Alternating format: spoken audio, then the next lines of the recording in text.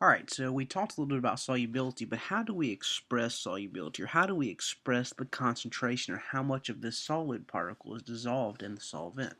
Well, we have several different ways of expressing concentration. One, molarity, we've already talked about, but let's list them out. The concentration of a solution is the amount of solute in a solution, so the amount or the number of particles that you have in the solution. The more particles you have, the higher the concentration. Okay, so how do we describe concentration? We have several different ways.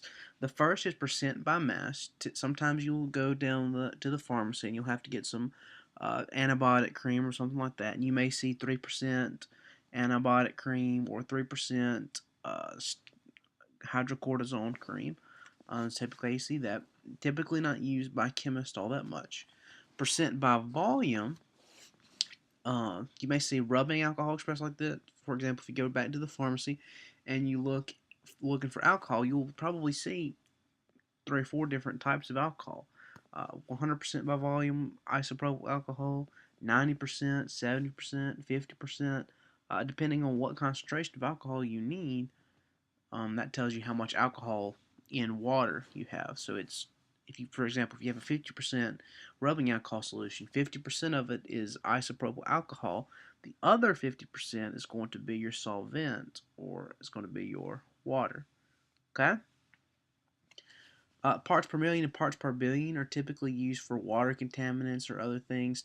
We've all probably gotten the notice in the mail from the water company, living in the great city that we live in, having a or stating that there are unusually high concentrations of this chemical or that chemical, and they'll usually tell you so many parts per million or so many parts per billion. And usually it has some great little paragraph down there saying, well, this is a known carcinogen, you be careful. But usually that comes 3 months after they perform the initial test. So we'll talk a little bit more about that later. Molarity, we use that a lot. We've actually already used that when we were dealing with stoichiometry. The units for molarity are moles per liter, so moles of solute per liters of solvent. If you need to refresh yourself on that, you may want to go back to chapter 9, where we talked about that, and look at some of those stoichiometry calculations with molarity. And molality is another term or expression of concentration that chemists use, and that's moles of solute over kilograms of solvent. Okay, so here's one of those great water reports that some of you may be familiar with or may have seen before if you've ever gotten the mail, and it tells you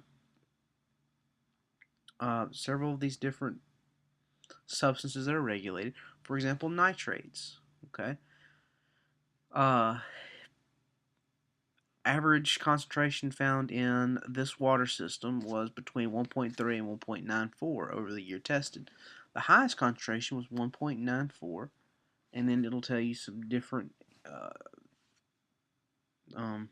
information about it. Then it'll tell you the possible source of this contaminant, runoff from fertilizer use, or several different things. So this is one example you may see of a some concentration expressions. All these are in parts per millions, parts per billions. From the water. Fluoride, for example, we know that they add fluoride into our water so that we can have stronger teeth. And this is the concentration that they found of it in parts per million. Tetrachloroethylene, you may see that in pipes and different things. Trichloromethanes are typically found when they are cleaning up the water and they're using chlorine and different things to make it better for us to drink, to take out all the different contaminants. And some things that you may see around here are sulfides or thiosulfates, which I don't have any on this, and that would be something you could see coming from our very own paper mill. The things you smell in the air also tend to wind up in the water, but they try to treat those treat that water before they send it back out. They did a pretty good job. Now, molality. Molality is typically designated by a lowercase m, and it is equal to moles of solute divided by kilograms of solvent. Now, This is the mass of the solvent only. And one thing you need to, conversion factor that you may want to write down is that 1 kilogram of water is equal to 1 liter of water. You may have to use that coming up soon. 1 kilogram of water is equal to 1 liter of water. And we typically can say that or use that or how do we get that number is the density of water. We know that the density of water is 1 gram per milliliter, or approximately 1 gram per milliliter. It's actually a little lower than that, but we typically can say that. Now let's look at some example problems. I'm sorry. Here's another example. If we have a 0.25 molal, M-O-L-A-L, remember we say molar from molarity. If we have a 0.25 molal, little m, that is equal to 0.25 moles divided by 1 kilogram. So let's plug this into an example problem. Alright, the example problem says find the molality of a solution containing 75 grams of magnesium chloride in 250 milliliters of water. Okay, so we always start off with what we know in any conversion or any dimensional analysis problem. We know that we're trying to get to moles over kilograms. So how can we go from grams to moles? Well, of course, we can use the molar mass from the periodic table. When we put that molar mass from the periodic table in there, grams of magnesium chloride will cancel, and we're left with moles of magnesium chloride. Now, we've got to get that. That's going to give us the moles of solute, but we need kilograms of solvent. Well, it gave us 250 milliliters of water. Well, 250 milliliters of water, if you work that conversion out, will be 0.250 kilograms of water. Okay, and that needs to be on the bottom because we have to divide. That unit has to be on bottom, so we end up with moles per kilogram. Then we would simply just plug this into our calculator, and hopefully you would get the answer of 3.2 molal MgCl2. Okay, MgCl2. Alright, so it's a very simple problem. It's kind of using some of the things that we've talked about, adding a new conversion factor, but still the same problem solving process. Alright, the second example problem that I have says that how many grams of sodium chloride are required to make a 1.5 molal solution using 50 kilograms of water. Alright, so we always start off with what we know. We know that we have 50 kilograms of water. Then I've got to go from kilograms of water to moles of sodium chloride. I can do that. I can go from kilograms to moles by using molality. Okay. And I can plug the molality in. 1.54 moles of NaCl equals 1 kilogram of water. That's what that molal means. Okay. Kilograms of water will cancel. We're now in moles of sodium chloride, but I don't need moles of sodium chloride. It asks me for grams of sodium chloride. So now, how do I go from grams of sodium chloride, moles of sodium chloride to grams? Well, of course, I'm going to use the molar mass, and we get that from the periodic table.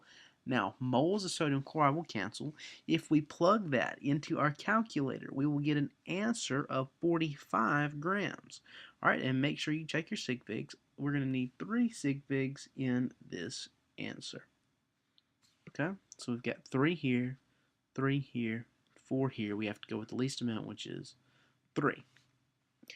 Now, so that talks a little bit about molality. There's another type of problem that we can do with concentration. Now, what if, say, your orange juice, or your tea maybe, is way too strong? What can we do? Well, we can dilute it by adding some more solvent, and that's what this is called. This is called dilution. The dilution, or a dilution, is a preparation of a desired solution by adding water to a concentrate or adding solvent to a concentrate. We typically think of water.